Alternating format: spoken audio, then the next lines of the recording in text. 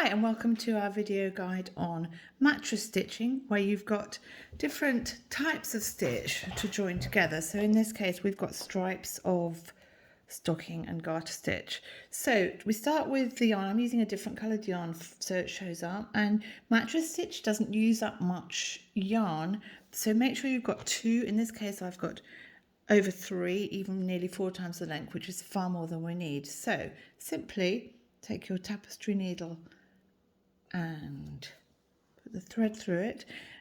This is the yarn that I'd actually be sewing it up with, which is still attached to the, this is a cowl, but so that you can see it, I've attached the contrast yarn in exactly the same place, and we start there. The first stitch you're going to do is through the bottom stitch, so either the cast on stitch or the cast off stitch, and we're just going to join the two sides together.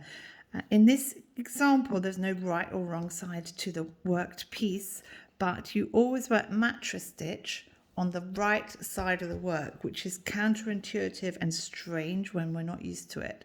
Now after that we're always looking for the horizontal bar between the second last stitch, which is here, and the outermost stitch, and a horizontal bar is the stitch, well, the bar between those two stitches that holds the stitches together. So here, and then when we get into the garter stitch you can see it's here, here, here, and then back in the stocking stitch it's here. So we're always going to be working through the horizontal bar between the last stitch and the stitch next to it. I'm just going to start off simply going through two horizontal bars. Some people go through one, and that's really an absolutely obviously your choice. I go through 2. I think it looks just as good. There's 2. And that's taken us up to the garter stitch section. So then I'm going to come over here, and we're already into the garter stitch section here. So we'll take that horizontal bar on the garter stitch section, keep it loose, and let's go into that section and across. It's very easy when you're doing the garter stitch because it's so easy to see the horizontal bars, but after a while it's also very easy when you're doing the stocking stitch because you're looking for that horizontal bar. That's easy to pick out. 1 and 2. I know people that hate, including myself, who used to hate stitching seaming, but now I love it because I feel it's part of the art of my knitting project. In this example we could easily have knitted this cowl as a circular, and actually the pattern is available as a circular knitted pattern, but for beginners it's confusing enough without having to use circular needles, so we offer it as a flat panel item or circular knitted. But if it's flat panel you have to learn how to do mattress stitching, which is why we're showing you this now. You see I'm picking out the horizontal bar every time.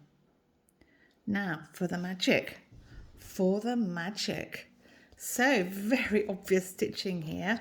I'm just going to hold this end, which would really be sewn into the seam, and I'm going to go like this.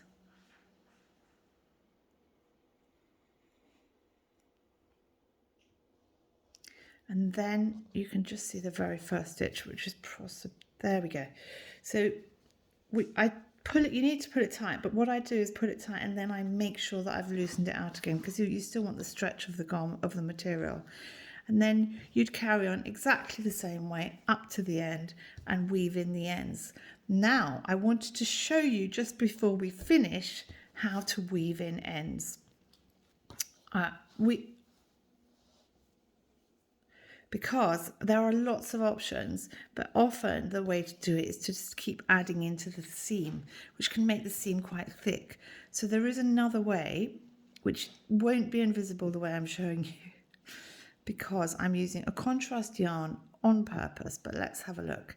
So we're going to take this yarn that we want to weave in, and we're going to start at the bottom of a stitch, and then we're going to follow that stitch round to here, and we're essentially, it's called duplicate stitch.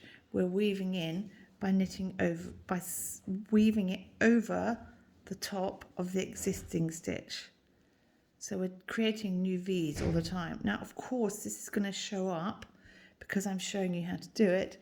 But if you're doing it on your own piece, this is invisible because when you do a duplicate stitch, it becomes as one with the other stitch. In fact, I wove in a section up here, just here, and even I know I did it, can't see that woven in section because I simply followed the V's as I show you here. So that's a bit on weaving in and mainly on mattress stitching. Thank you.